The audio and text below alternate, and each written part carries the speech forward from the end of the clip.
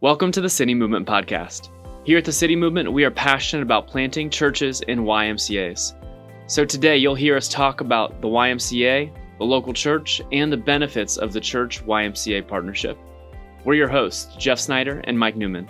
Thanks for spending some time with us today.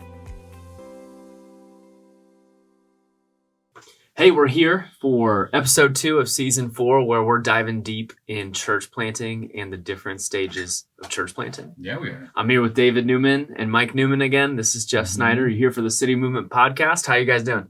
Doing good, man. Doing real good. Yeah? How are you doing? I'm doing great. I was just thinking, we're here with our honored guest, David Newman, today. Gosh. It's And good to I'm have just him on the podcast. wondering if you could tell me one thing that I don't know about Dave Newman. This is Wow. a question for me. You. One thing about David Newman. Is there one thing that you would rather me not tell you? I Tell got nothing in my mind. the whole world. Yeah, it's wide open, One time I punched you. You remember that? bro. No, Yeah. You it were must like, have been a you're wimpy little punch that got. come on, punch Massive me. retaliation. And I popped him one in the nose, and he I felt like Yeah, his that- nose has always been. a bloody nose. We're gonna make fun of my nose. Yeah. This makes a lot of sense. Okay. I didn't know that. Unaware, he is the little Was brother. that on the last year? show. That's it. It had to be last year. Yeah, it was That last was year, it. I think. Yeah. Well, David, we're so glad you're with us. It's Great to be here. it's a I joy love to this be with topic. you as a source of knowledge on the stages of church planting. You've spent so much time researching, traveling the world, talking with people about planting churches and YMCAs. So what a blessing to have you here with us talking about it. Yeah, thanks. We're glad you're here. It seems like over the years, this topic of somebody calling and saying, "I'm thinking about planting a church in Hawaii. What should we do? Like what are the steps?" is one of the topics that we just keep orbiting back to. So Yeah. I'm glad we're doing a podcast on it. Yeah, so in episode 1 here, we just did an overview. We said we looked at Matthew 9, talked about Jesus praying that laborers would be sent into the harvest. Yeah. And kind of said, to reach that point of harvest, there's some steps that you have to think about before then. It's not a formula, but these are kind of like the high-level framework structure to think through as you're planting. And it's assess the soil, prepare the ground, plant seeds, tend or nurture, and then harvest. Yeah. So why don't you, David, just give us like the 60-second, put your farmer cap back That's on. right. Yeah. You're a farmer. Okay. Put your farmer cap back on, and give us what is assessing the soil from a farming. Yeah.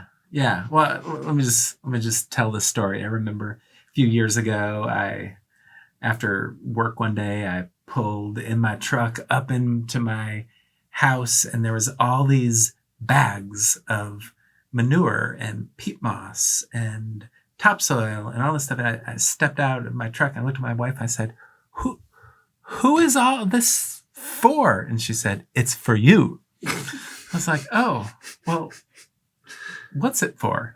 She said, "It's for our soil." Okay, so what she had done is she wanted to plant a flower garden this time.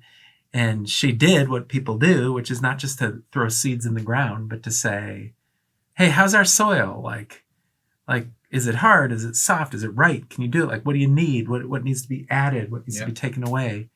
And she began the process of assessing the soil to see what we would need to add. So what we're saying is, if you want to plant a church in a YMCA, you don't just, like we intuitively know that if you wanted to plant a church in Cameroon, you wouldn't just show up and be like, "Church is on Sunday." You'd show up and say, "What's the culture of Cameroon like? Like, what's the spiritual temperature? What language do they speak? How do I know to do ministry here?"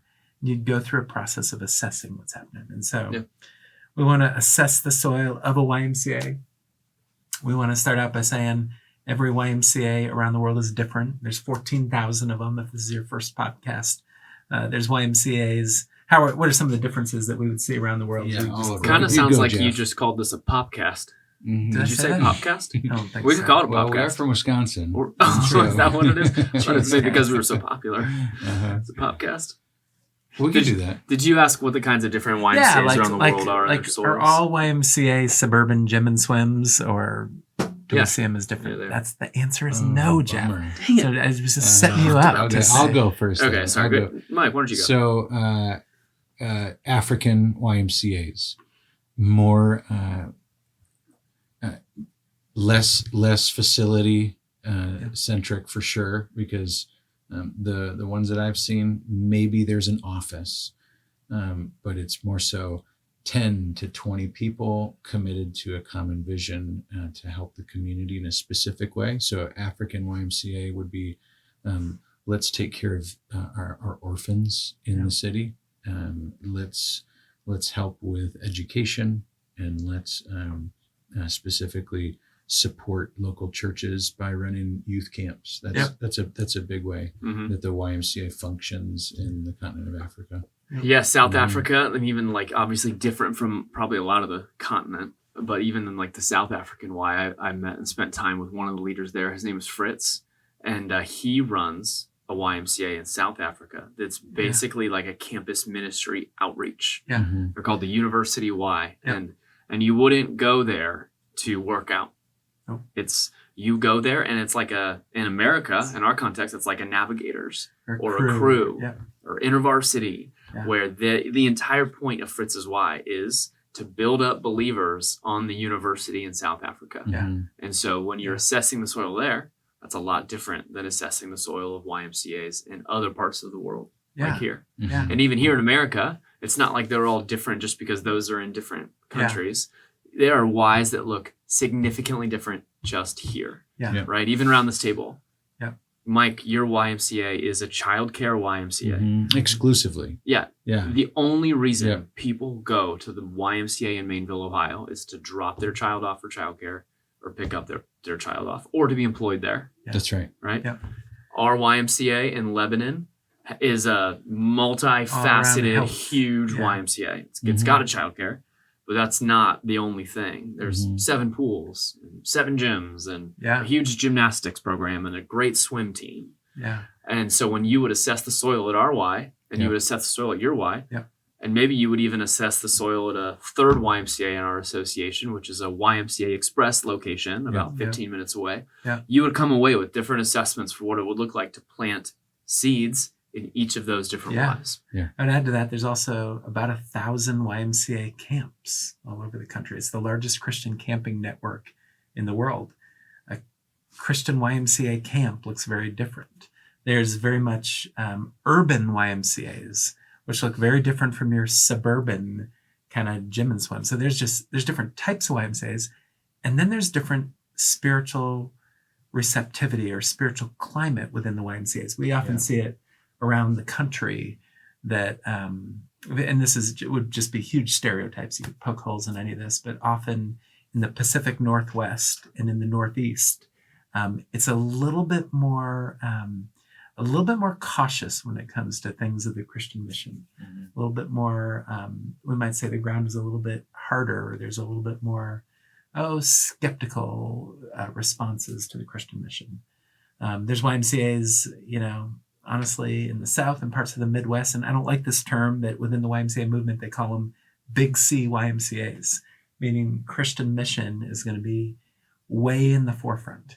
Mhm. One of our favorite YMCAs in DeKalb County, their mission statement says, "We are here to love God and to love others and to make a personal relationship with Jesus Christ known in all ways in our community." Yeah. That is different soil than other YMCAs that we have been to, where, it just takes a very different approach because it's nothing like that. Yeah. So it's different Yeah. all over. Mhm. And so if you're, and maybe we can just jump right in, because what I Yeah. would say is the best way to assess, we're talking about all these different cultures and contexts of YMCAs.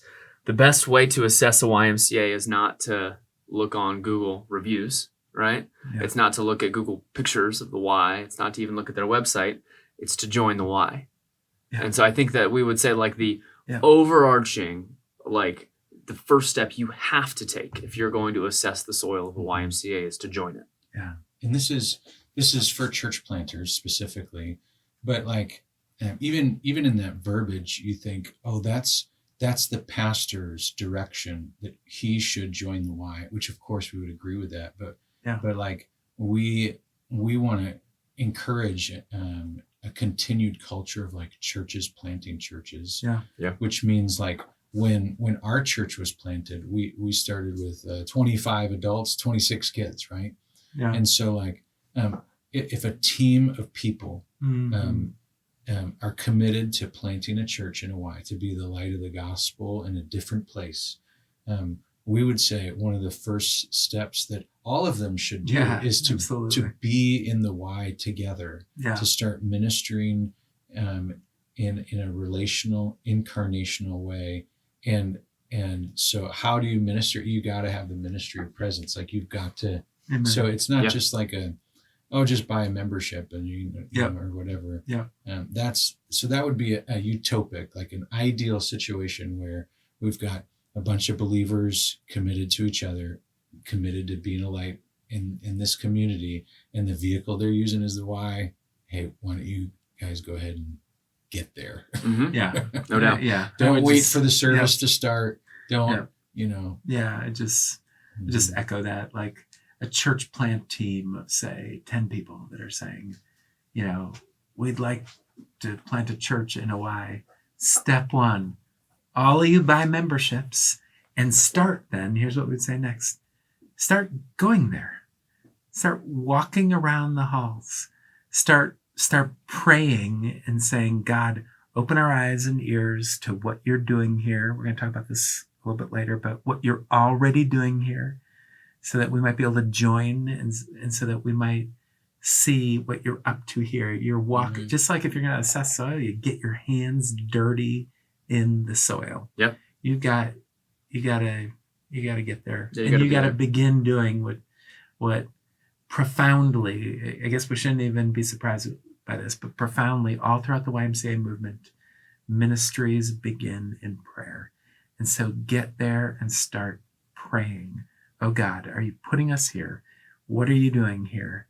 Give us the best approach for here, which sets us up. Once you've kind of joined and got there and put your hands in the dirt a little bit and walked and prayed, a great way to assess the soil and kind of the spiritual temperature there is to go armed with two questions that we think are awesome questions. What's your blood type? Not that one. Two questions that we think, if you can find a way, these are not combative questions. These are not judgmental questions. These are just genuinely assessing kind of questions that if you can at some point sit down with a membership director or a fitness coach or whoever's in charge of the sports program or the CEO, if it's appropriate, and use every bit of emotional intelligence that you have. But to sit down, and here's the first major question, then we'll unpack it, to say this. We see on your signs or read in your literature or seen in your website or whatever it is, that the mission of the YMCA is to put Christian principles into practice through programs that build healthy spirit, mind, and body for all. Here's a question. How would you guys define Christian principles? And what are you doing to put them into practice? Yeah. I think there's two different ways to ask that question, right? Yeah. You could ask that question in a way that is very combative. Yeah. But I think there is a way to ask it. And you could give all of the things around it where you say, I'm not trying to be combative. I'm just wondering, as someone that's new to your Y. You must be married. I know this on your website. Yeah, you got to really butter it up there. Your wife has coached you on how to frame questions. Yeah. And then you can ask it in a way that's like, I genuinely just want to know. Yeah. Because it's good to know. It's good to know, like, when they hear, again, their mission, like, what are Christian principles? Like, how would they respond to that? And what are they doing? And they might say something like, we actually have all these Bible studies. We have these prayer groups. We have devotionals that open up before a staff meeting. We have a Good Friday prayer break. They might point to all that stuff. They might not. Yeah. They might not really even know what a Christian principle is. Yeah. So, but it's good when you ask that around. It's just a good assessing, like, what do the leaders here think that their mission is all about? Yeah. What will be the second question? Second question is, every YMCA is built with a logo that has a triangle in it. The triangle is spirit, mind, body. There's no employee at the YMCA that doesn't know that they're not about spirit, mind, and body. Even on this podcast, if I were to say, spirit, mind, body, everybody, when they think of their YMCA, can rattle off body things. Mind is a little bit more difficult, but they'll be able to maybe think through classes or whatever, but mind. But kind of the mysterious one is spirit. And so the question, here's the question, Jeff. Hey, we know the YMCA is about spirit, mind, body. What do you guys have going on in the world of the spirit here? Like, what's you the were spirit? gonna say spirit realm, but I was going to say spirit realm, but it sounded Star Wars. Yeah. What do you got going on in spirit? Sure. Yeah. And just see how they respond. Again, you're not trying to. I mean, that's part of assessing the soil. Doesn't feel that different than you guys taking a sample of your soil and sending it away to be tested. And then So here's a question for you guys. What was your why like 17, 20 years ago, whatever, when you guys planted? What was the soil like when you were assessing it? What were the responses when you asked them, how's it going here with regards to spirit? What are some things going on? How can we help? And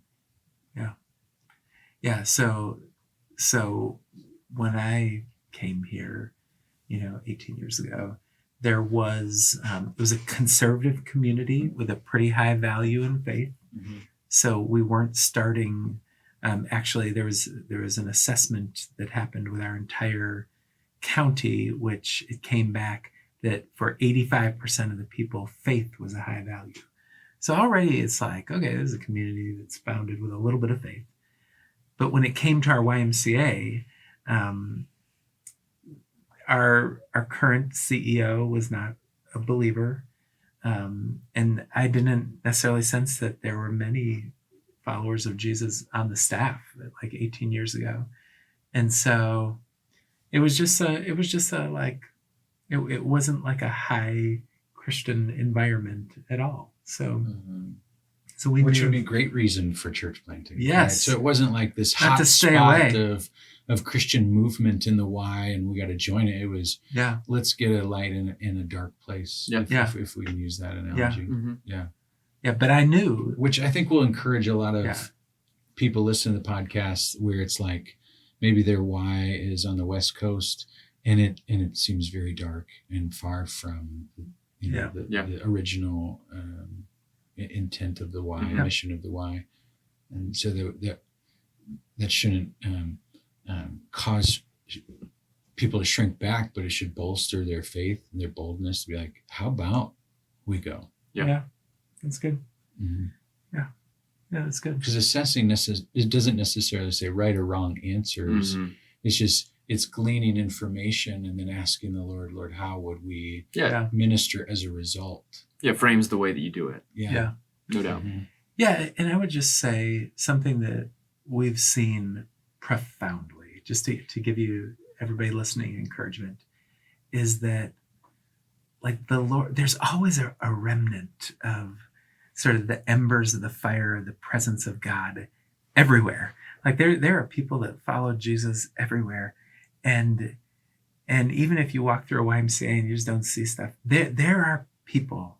There's your 4 ladies that have gathered and prayed at this YMCA the whole last decade. There are people, like God is doing things. God is doing things in the YMCA. I think of our Y, like what comes to mind is Julie in the kitchen. She loves the Lord.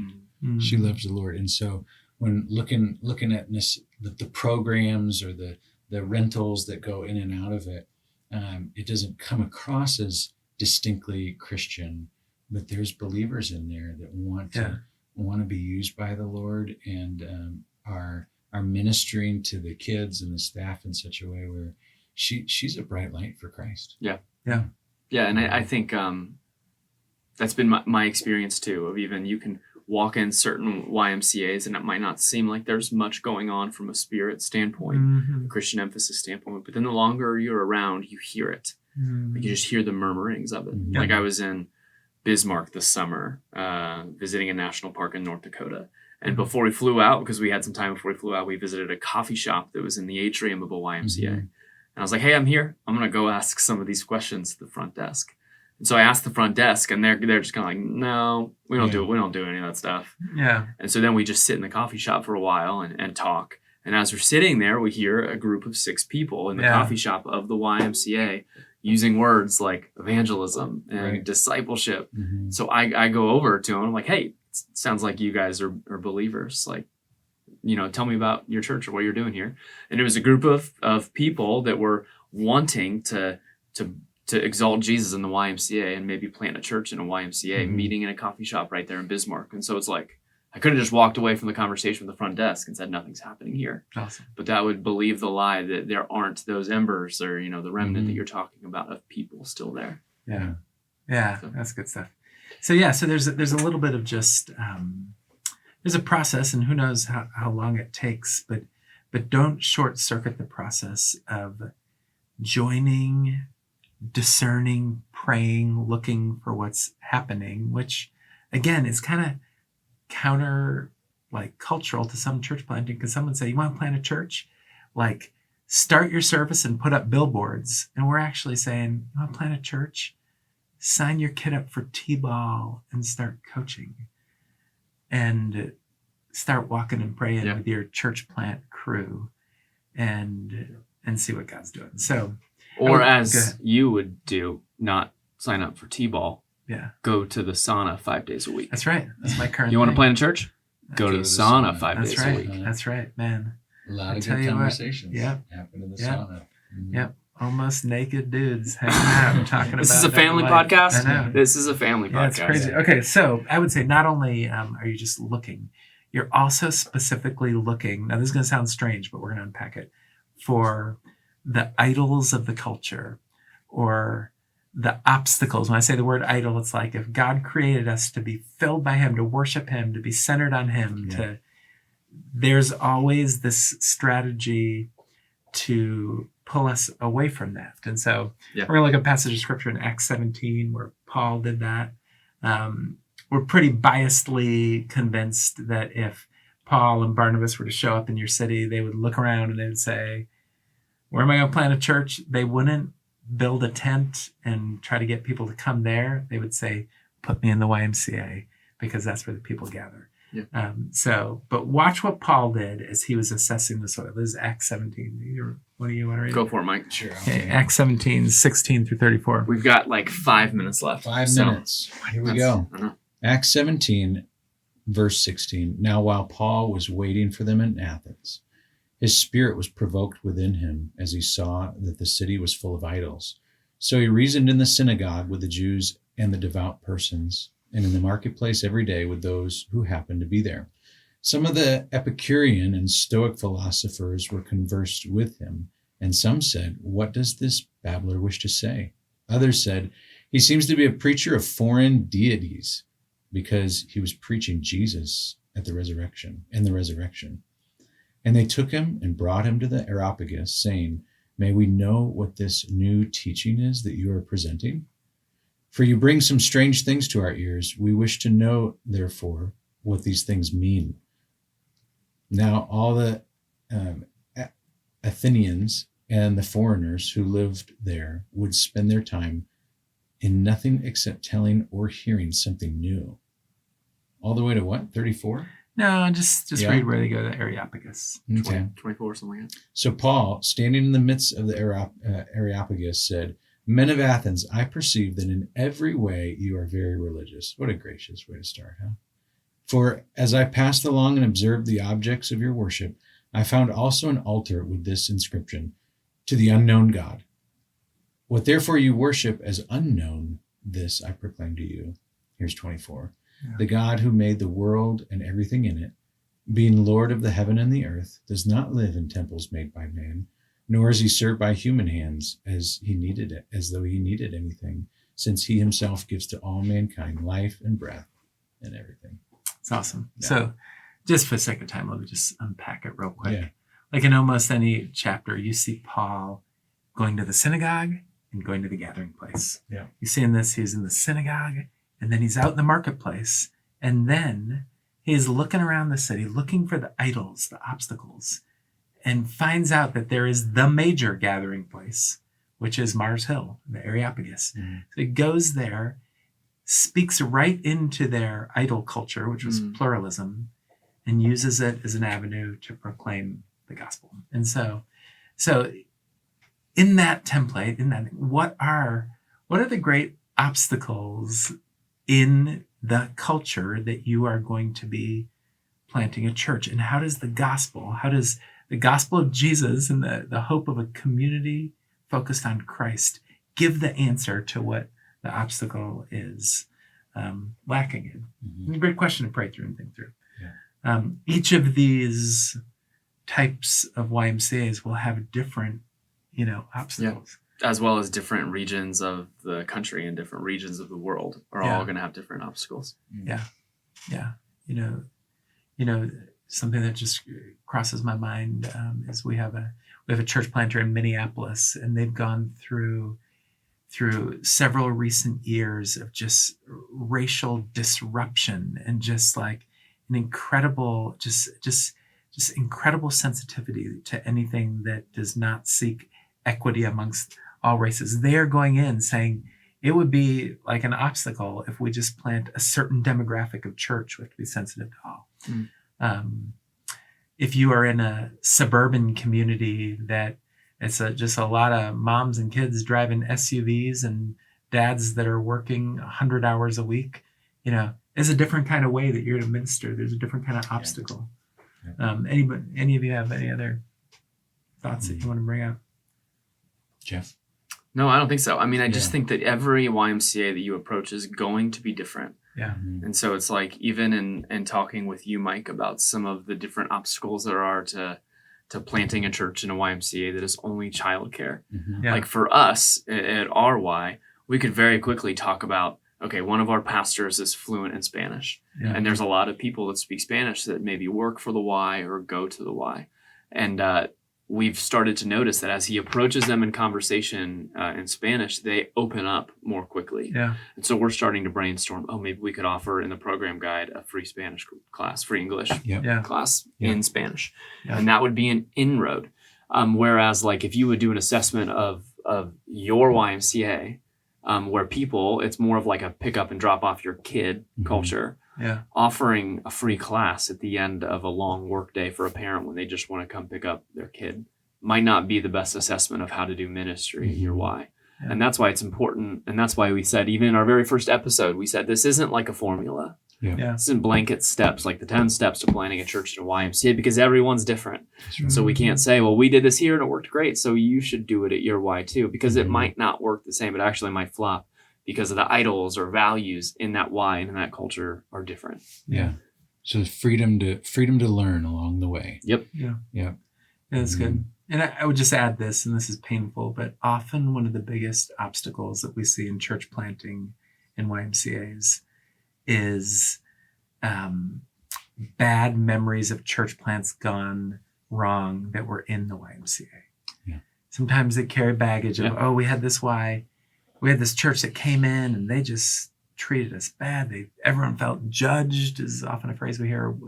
Whatever it would be, just know that sometimes you have to be like, that's the mindset. We're going to have to think through the strategy. So pray through that. I know we need to wrap this up, but I would just add, here's a few other quick tips that we've learned to assess the soil well. And we'll just briefly touch them. For example, like look at the program guide. RY has 400 clubs, classes, leagues, and lessons. Just see, is there anything that pushes towards, the Lord? Often there'll be like a Dave Ramsey financial class, or there'll be some type of class. Just, is there anything? And it's even good to kind of percentage out. If it's spirit, mind, body, looks like we're 95% body, 5%. Like it's good to just assess the program. Look for, are there verses displayed? Look for, are there anything, in the environment itself that would call out the Lord's presence? Yeah. Look for the board members' names. Look for different employees and staff, and you're just trying to assess who are the believers here. Yeah. Yeah, it's not uncommon to see a cross on the wall at a YMCA. Yeah. Or I walked into a Y in Cincinnati and they had a Bible sitting out on a podium, or the Christian principles may be on different things. So it's not uncommon to walk in and assess the surroundings and say, this is something they care about. Maybe it's only in word. Maybe they're struggling with actually executing it and what it actually looks like practically. Because I don't, it's like, just because you would look at the program guide, that's not the only step of an assessment. Absolutely. Like I would maybe think that if you would look at the program guide at RY, I don't know how much would be in there from a spirit standpoint. I think it's probably all body and mind. Yeah. But that doesn't mean that you would stop there at the assessment and say, well, obviously nothing's happening here. Sure. Yeah. Because you would want to push deeper into the actual people, and not the programs. Yeah. Right. Yeah. Yeah. And I would just want to bring some closure to this point that it's been around the world of Christianity for a while. Henry Blackaby kind of brought this to our attention, but we definitely see this in the YMCA. It's a quote that basically says, he's always working. Jesus is doing things. He's bringing his redemption. The kingdom of God is near. Therefore, look for where God is already moving and look for ways to join him there. Look where God is doing his things, and that may be the first place that you're going to want to begin some ministry. We can guarantee that there is some work that the Lord is doing somewhere in your YMCA, and he probably just wants you to join on there first. Which requires us to take like this deep breath and kind of swallow our pride. Yeah. Because I think we learned from Philippians 2, like the model of ministry is one of humble, downward service trajectory. Mm-hmm. Yeah. And so like to actually not go in as the Christ figure, but to go in as one who champions other people. Yeah. I'm learning that's just a great challenge every day. How can I not promote myself? Yeah. But how can I promote someone else and equipping them to do the work of ministry? Yeah, it's good. So it certainly shapes not only your heart, but how to equip, talk about, and plan your ministry. Yeah. Yeah. And I think I would close this down by saying, when we think about assessing the soil, I think we would all say the number one kind of thing you have to do is you have to be there. So if you're going to assess the soil, join the Y if you're not already a Y member, and then be there and ask the questions. Mm-hmm. Observe what's going on. Ask the questions to the staff and the members and the people you see around. Yeah. Be in the culture if you want to assess the soil. And I would even say, if you're a YMCA employee listening to this podcast, because it's not uncommon for YMCAs to reach out to us and say, you have any churches that would plant in our YMCA? Yeah. Maybe a good question to think about from the YMCA side is, what does our soil look like? Right? Yeah. I mean, this is not just a question for church planters or church members to go in and assess the soil. But as a YMCA CEO, executive director, employee, you could take all of these questions and flip them a little bit to say, well, what's our own soil assessment look like? Yeah. Let me look at my program guide and flip through and see. Mm-hmm. Let me maybe, I don't know, send someone up to the front desk and ask our front desk that question and see what my people are saying about spirit, mind, and body at our YMCA. Yeah. Any closing thoughts for you guys? That's a good one. No. Awesome. It's been a pleasure talking with you. We'll be back soon with episode 3 of the season, where we're going to talk about preparing the ground. All right. For Mike Newman and David Newman, this is Jeff Snyder. That was the City Movement Podcast.